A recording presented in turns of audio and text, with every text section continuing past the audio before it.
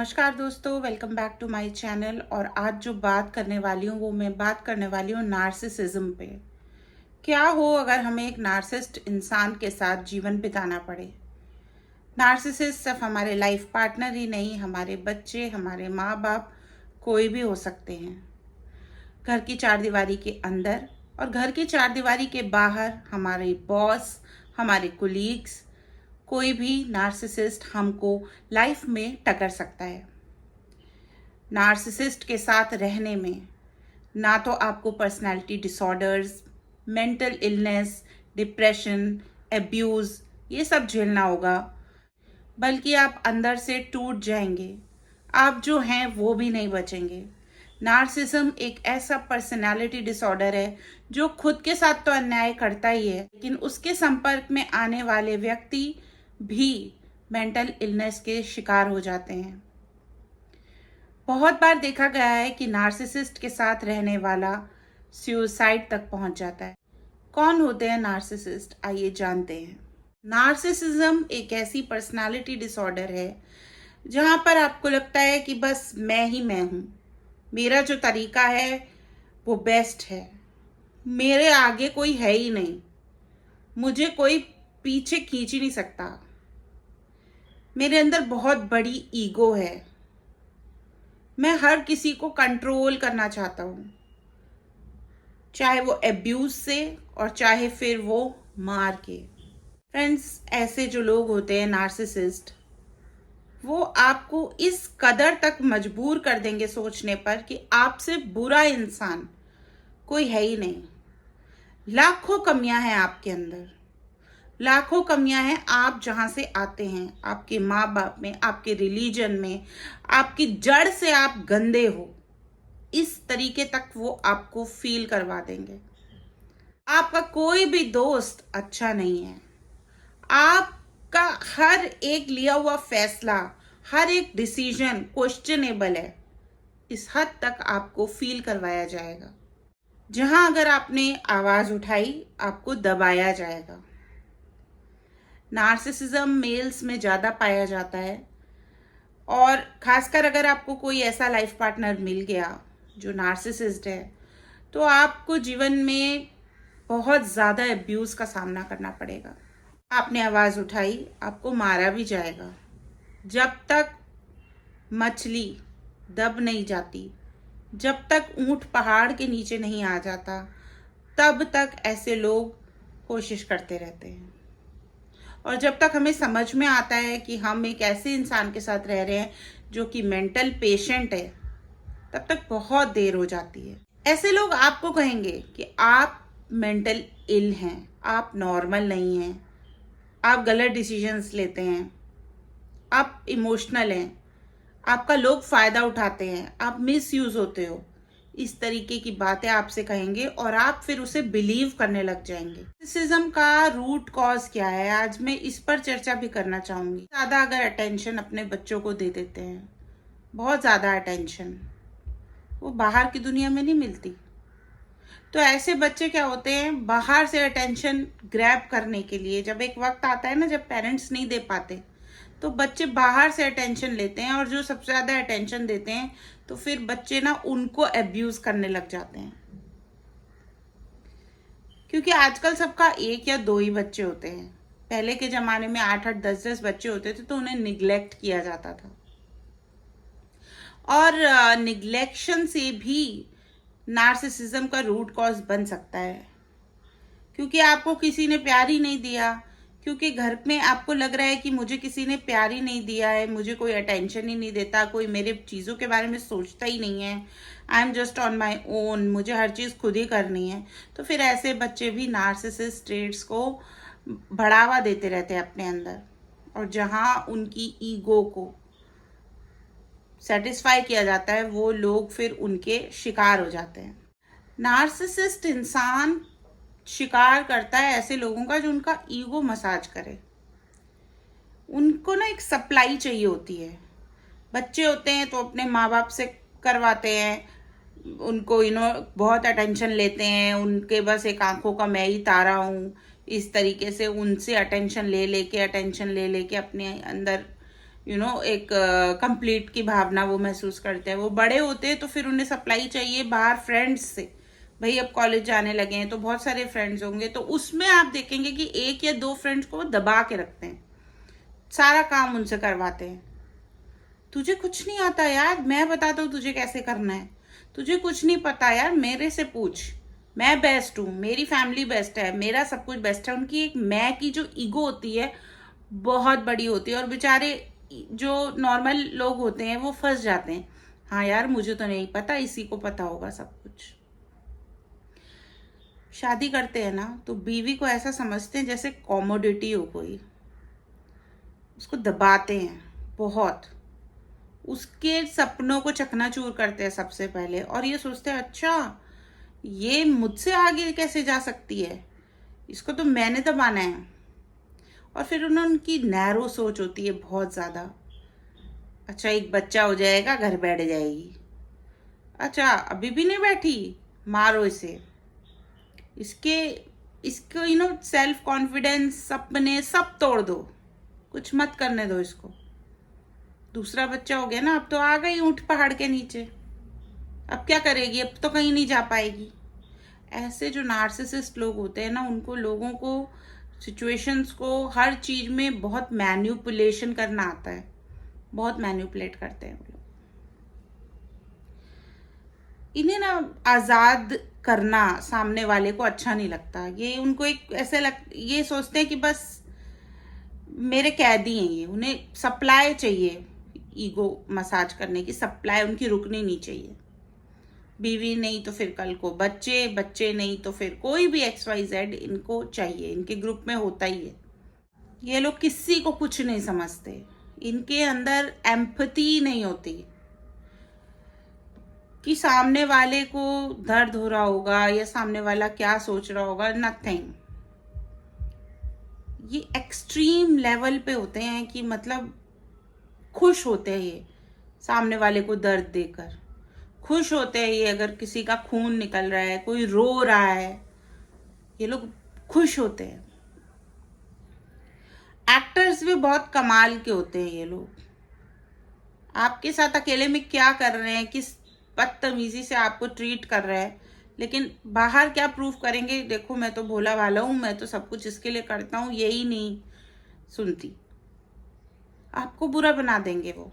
ऐसे लोगों के साथ अगर आप रहेंगे तो आप 100% बुरे बनेंगे और वो साफ बच जाएंगे, इस हद तक कि फिर आप सोचेंगे हाँ यार मेरे में ही कमियां हैं, मुझे फ्रेंडशिप ही नहीं करने आती, मैं पता नहीं किस किस लेडीज के साथ फ्रेंडशिप कर लेती हूँ, अरे यार पता नहीं मैं किस किस को घर पे बुला लेती हूँ, कभी प्लम्बर को, कभी इसको, कभी उसको, मुझे तो अक्ल ही नहीं है, मैं अपना ख्याल ही नहीं रख सकती, यही मेरा ख्याल रखेगा। अच्छी से अच्छी लड़कियां जो 20-24 साल की होती हैं, जो कि करियर में सेटल्ड होती हैं, बहुत हाई इनकम करती हैं, शादी के बाद ऐसी दब्बू बन जाती हैं, उनका कॉन्फिडेंस खत्म हो जाता है कि यहाँ से यहाँ तक भी जाना है तो आप प्लीज अपनी बाइक निकालिए, अपनी गाड़ी निकालिए, मुझे छोड़ के आइए, मैं अकेले कैसे जाऊंगी। जो लड़कियां रात के 12-12 बजे तक भी काम कर करके फुल कॉन्फिडेंस से रहती थी, वो सब भी दब जाती हैं। तो नार्सिसिज्म एक बहुत ही ज्यादा खतरनाक बीमारी है। इनके साथ रहने वालों के लिए भी ये बहुत बड़ा मेंटल टॉर्चर है, इनके खुद के लिए भी ये बहुत मेंटल टॉर्चर है। और ये सब स्टार्ट होता है गलत पेरेंटिंग की वजह से। पेरेंट्स हाँ हाँ हाँ करते रहते हैं कंप्लीटली, या तो फिर ना ना ना करते रहते हैं कंप्लीटली, बैलेंस नहीं बनाते। इस वजह से ये लोग ऐसे हो जाते हैं कि बस इन्हें यस सुनने की आदत हो जाती है, और अगर इनको नो सुनने की आदत होती है बचपन से तो ये सोचते हैं अरे बहुत सुन लिया नो, अभी मेरे को तो बस कोई नो करके देखे। जब बच्चों में ये चीजें होती हैं ना तो उन्हें डायग्नोस करना बहुत मुश्किल होता है। अडल्टहुड में आकर हमें पर्सनालिटी डिसऑर्डर को पता लग सकता है, डायग्नोस हो सकता है, क्योंकि बच्चे तो ऐसे ही होते हैं, उनकी तो दुनिया अपने में ही होती है।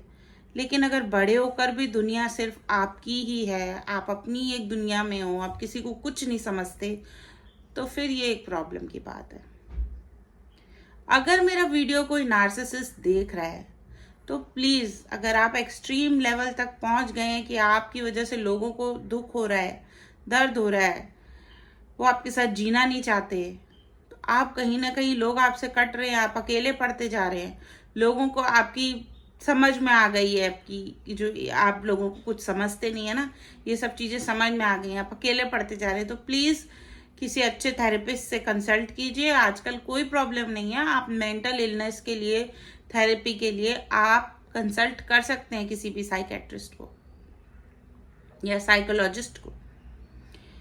और जो लोग नार्सिसिस्ट के साथ रह रह के डिप्रेस हो गए हैं, उनके साथ बहुत ट्रॉमेटिक एक्सपीरियंसेस हो गए हैं, अपने आप को वो भूल चुके हैं, खो चुके हैं कि वो क्या थे, आज क्या बन गए हैं, वो लोग भी थेरेपी ले सकते हैं और ठीक कर सकते हैं अपने आप को।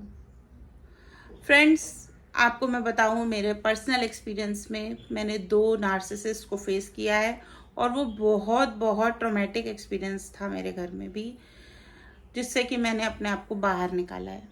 तो फर्स्ट स्टेप आप अपने लिए ये कर सकते हैं कि आप उस इन्वायरमेंट से ही दूर चले जाइए जहां आपको खतरा ना हो, जहां लोग आपको एटलीस्ट फिजिकली अब्यूज ना कर सकें, मार ना सकें, कोई डोमेस्टिक वायलेंस ना हो, किसी तरीके का वायलेंस ना हो, मेंटल वायलेंस ना हो, आपकी फाइनेंशियल कंडीशन, आपसे पैसे ना ले लिए गए हों, आपको कुछ इस तरीके की पहले अपने अंदर बाउंड्री क्रिएट करना शुरू कीजिए आप। इट्स वेरी इंपॉर्टेंट कि आप एक गैप बनाएं, डिस्टेंस बनाएं, बाउंड्री क्रिएट करने की कोशिश करें। आप एकदम से नहीं निकल पाएंगे, आपको हाँ हाँ करके, झूठ बोल बोल के थोड़ा सा दूर जाना है। आप दूर जाएंगे और फिर आप अपने आप को थेरेपी दीजिए, आप ट्रैवल कीजिए। ट्रैवल का मतलब ये नहीं कि आप कहीं पिकनिक स्पॉट में चले गए और फोटो खिंचवा ली, no.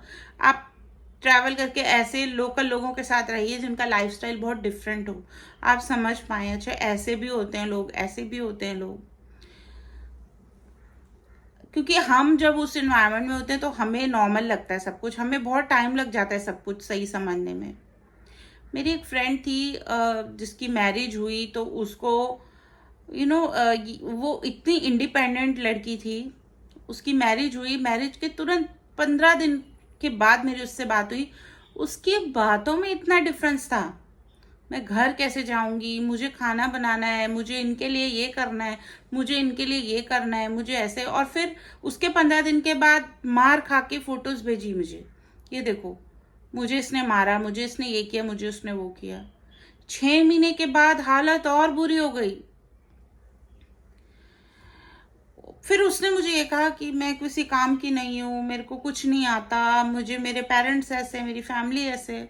But I know personally, बहुत अच्छी फैमिली उसकी, बहुत अच्छी जॉब वो करती थी, बहुत अच्छे से इंडिपेंडेंट रहती थी, उसको क्या हो गया? तो I being a third person मैं उसको बता सकती थी कि यार this is not normal, this is not normal, जो तेरे साथ हो रहा है ये नॉर्मल नहीं है। तब उसे समझ में आया कि हाँ, ये जो भी हो रहा है वो गलत हो रहा है। अदरवाइज उसको लग रहा था कि सब सही है, मेरे में कमी है, सामने वाला सब सही है, वो एनवायरनमेंट बिल्कुल सही है। पेरेंट्स कैसे अपने बच्चों के साथ नार्सिसिज्म करते हैं, वो उन बच्चों के साथ ही compete करने लगते हैं, उनके कंपटीशन बच्चे ही बन जाते हैं। आपने देखा होगा कई मदर इन लॉज अपनी डॉटर इन लॉज के साथ कंपटीशन करने पे उतारू हो जाती हैं, भाई ये कैसे लाल साड़ी में अच्छी लगेगी, हम लगेंगे। वो भी एक नार्सिसिज्म का ट्रेट है। आप पहचाने ऐसे लोगों को जो आपको अपनी उम्र भूल के आपकी कम उम्र में आपके साथ कंपटीशन कर रहे हैं, ये टॉक्सिक बिहेवियर्स हैं। पहचाने आप, जितना बाउंड्री क्रिएट करके ऐसे लोगों के साथ आप रह सकते हैं वैसे रहिए। बहुत मुश्किल है अगर किसी की माँ कंपटीशन करे अपनी बेटी के साथ, बहुत मुश्किल है। भाई भाई बहन आपके साथ कंपटीशन कर रहे हैं यार, वो फैमिली किस क्या होती है? फैमिली होती है आपको लविंग देने के लिए, आपके साथ एक अच्छे बिहेवियर से आपको नर्चर करने के लिए, प्यार देने के लिए कि बाहर की दुनिया खराब है, घर में हम फैमिली मेम्बर्स हैं, हम एक दूसरे की केयर करें, एक दूसरे के लिए खड़े हों, सपोर्ट करें। बट अगर फैमिली मेम्बर आपका भाई बहन ही आपके साथ कंपटीशन में उतर जाए, या फिर पेरेंट्स ही 2 बच्चों को इतना कंपेयर कर दें कि बच्चे ही आपस में एक दूसरे के दुश्मन बन जाएं, ये सब नार्सिसिज्म क्वालिटीज हैं।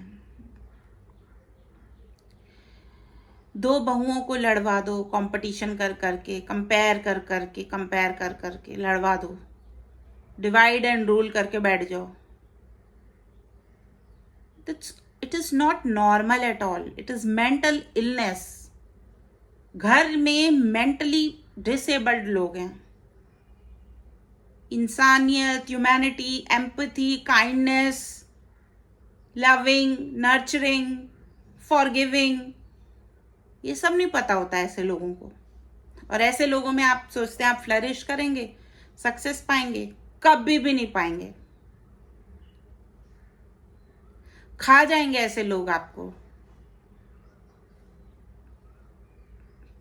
एक्सट्रीम लेवल पे होते हैं ये। ऐसे लोगों को आप देखेंगे कुछ टाइम के बाद, थोड़ा मिडिल एज में आते हैं ना, ये एक्सट्रीम, या तो ये तांत्रिक बन जाएंगे, या तो इनको कुछ हेलुसिनेशंस हो जाएंगे, या कुछ भी नेचुरल एक्टिविटीज में तो ये होंगे ही नहीं। आइदर दे बिकम मेंटल, इनके ऊपर केस कर देंगे लोग, either they become all this. तो आप ये समझिए, आपके गोल्डन ईयर्स, आपका बचपन, आपके जवानी के दिन, आपकी नई शादी का टाइम, आपकी लाइफ भी एक ही है। आप समझ ही नहीं पाते हैं, आप खो देते हैं अपने गोल्डन मोमेंट्स लाइफ के इस तरीके के लोगों के साथ रह के। आप अकेले रह लें, वो चलेगा, you'll find peace। बट अगर आप ऐसे इन्वायरमेंट में रह रहे हैं तो please help your self, please create boundaries. कुछ भी करें, हट जाइए आप वहाँ से। आपको पता भी नहीं है, आपको सुसाइड थॉट्स आने लगेंगे, मैं कुछ नहीं हूँ, मैं गंदा हूँ, मैं ये हूँ, मैं वो हूँ। जो लोग नार्सिसिस्ट होते हैं ना, अगर आप उनकी हेल्प करना चाहें, सपोज आपको समझ में आ गया है कि हाँ ये नार्सिसिस्ट है, अब मैं तो अपने थेरेपी अब खुद ले रहे हैं, खुद को ठीक कर रहे हैं, बट इन लोगों की भी अगर आपको केयर है कि ये कोई आपके अपने ही हैं, इन्हें आप ठीक करना चाहते हैं, तो इनकी भी थेरेपी आप जल्द से जल्द शुरू करवाइए। जल्द से जल्द इनका माहौल चेंज कीजिए, इनको नो बोलना सीखिए। थोड़ा सा इनकी ईगो हर्ट होने दीजिए। It's okay, everything is okay. ये आपको मारे, आप बंदे बुला लें, ये भाई मार रहे हैं घर के अंदर, उनके मन में डर बिठा दें, इनको दबा दें आप। ये दुनिया को दबाते हैं आप, इन्हें किसी भी तरीके से इनको दबा दें। इनको एक बार ही सच उगलने दें कि हाँ मेरे अंदर ये ट्रॉमा है इसलिए मैं ऐसा हूँ। इनकी बहुत लो सेल्फ एस्टीम होती है, जो कि ये कवर अप करते हैं और अपने आप को ऐसे ग्रैंड्योर सेल्फ एस्टीम वाले बताते हैं कि जैसे बस खूब कॉन्फिडेंस है इनमें, ओवर कॉन्फिडेंस है, बट एक्चुअली में इनका ज़ीरो एस्टीम होती है। लो सेल्फ एस्टीम क्या, ज़ीरो ही एस्टीम होती है, कुछ होते नहीं है, अंदर से खोखले होते हैं ये। तो इनके हेल्प करने के लिए सबसे बड़ी बात ये, आप इनको नो बोलें। आप ग्रुप में लोगों को बुलाएं अगर ये कुछ गलत करते हैं, इनके मन में डर बैठे कि ये चीज़ें एक्सेप्टेबल हैं ही नहीं, इनका ये बिहेवियर एक्सेप्टेबल है ही नहीं, if you care for these people. और है ना, आप अपने पास एक या दो ट्रस्टवर्दी लोग रखें जिनको आप बताएं कि ये सब चीज़ें हो रही हैं मेरे साथ, ये लोग मेरे साथ ऐसे कर रहे हैं। या जो अगर नार्सिसिस्ट देख रहा है तो वो भी अपने पार्टनर को या किसी को बताए कि हाँ मैं ये चीज़ें फेस करता हूँ, मुझे प्रॉब्लम है। और कोई बुराई नहीं है, आज अगर आपको कोई चीज़ है, आप हील करना चाहते हैं, आप अपना इलाज करना चाहते हैं, तो इस चीज़ को एक्सेप्ट कर लीजिए, कोई भी प्रॉब्लम नहीं इस बात में। आज दुनिया इतनी ओपन है कि हाँ ओके, आपको किसी भी तरीके की मेंटल इलनेस है वो ठीक हो सकती है। नार्सिसिस्ट को ना एक्सपीरियंसेस लाइफ में बहुत लिमिटेड मिले होते हैं, उन्होंने कुछ ट्रैवल किया नहीं, कुछ दुनिया देखी नहीं, किसी के घर गए नहीं, कुछ किया नहीं, तो ये इसीलिए उनको एक्सपोजर जितना कम होगा उतने ही ज़्यादा नार्सिसिज्म में चले जाएंगे। तो आज अगर पेरेंट्स मेरा वीडियो देख रहे हैं तो अपने बच्चों को बिल्कुल भी आपस में कंपेयर मत करें, बाहर किसी से कंपेयर मत करें, उनमें कंपटीशन कुछ मत लाएं, प्लीज़ प्रेशर भी मत करें। जैसा इंसान, प्रकृति का इंसान आपके पास आया है, बस उसको उसी वे में उसको नर्चर कीजिए। कोई बहुत शैतान बच्चा आपके घर में पैदा हो गया है तो कोई बात नहीं, शैतानियां करने दीजिए, शायद उसकी शैतानियां ही उसको आगे जाके लाइफ में काम आएंगी। क्या पता कोई बच्चा बहुत ज़्यादा सीरियस है तो मत करो उसको लाइट अप करने के लिए, उसके वो जिस चीज़ से ट्रेड के साथ पैदा हुआ है वही उसकी लाइफ की जर्नी में उसको काम आएगा। किसी को चेंज मत करो, जो जैसा है उसको एक्सेप्ट करो। तो पेरेंट्स, आप रूट कॉज बनते हैं, अपने बच्चों को कंपेयर करते हैं, उनकी सेल्फ एस्टीम को हर्ट करते हैं, जिसकी वजह से वो बाहर जाके औरों को बुली करते हैं। उन्हें फिर मज़ा आने लगता है बुली करने में, और वो धीरे धीरे फिर बड़े होकर बहुत अब्यूजिव हो जाते हैं और नार्सिसिस्ट बन जाते हैं। और नार्सिसिस्ट जो पेरेंट्स होते हैं वो अपने बच्चों के साथ compete करते हैं, तो वो बिल्कुल भी मत कीजिए, कंपटीशन मत कीजिए। आपको सप्लाई की ज़रूरत है, वो सप्लाई आप कट ऑफ करें। आप देख रहे हैं वीडियो तो कट ऑफ करें, आपको डाउन टू अर्थ बनिए, थोड़ा हम्बल बनिए।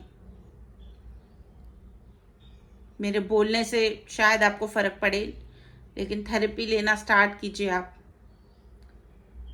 ऐसे लोग जो होते हैं ये दूसरों को तंग करके एंटरटेन होते हैं, दूसरे के घर में लड़ाई करवा के, तीली मार के खुद को गॉसिप करते हैं, खुद खुश होते हैं। They feel happy that they have controlled everything.